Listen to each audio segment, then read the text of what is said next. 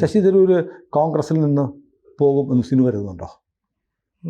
പൊയ്ക്കൂടാഴിയില്ല. എന്തുകൊണ്ട് പൊയ്ക്കൂടാഴിയില്ല?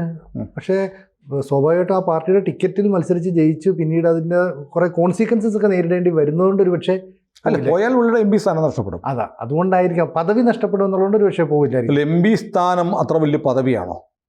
അത് അദ്ദേഹമല്ലേ തീരുമാനിക്കുക. ഇപ്പോൾ തരൂരിന് നമ്മുടെ പ്രധാനമന്ത്രി കൽപ്പിച്ചു കൊടുത്തിരിക്കുന്ന പദവി അല്ലെങ്കിൽ പൊസിഷൻ ഒരു MP-യുടേതാണോ? അല്ല, അതിനൊക്കെ ഒരു വിദേശകാര്യമന്ത്രിക്ക് തുല്യമായ, അതെ അല്ലെ, വിദേശകാര്യ സഹമന്ത്രി ആയിരുന്ന ആൾക്ക് വിദേശകാര്യ മന്ത്രിക്ക് തുല്യമായ ഒരു പദവി. നാളെ അദ്ദേഹത്തെ വിദേശകാര്യമന്ത്രിയാക്കുമെന്നല്ല ഞാൻ പറയുന്നത്.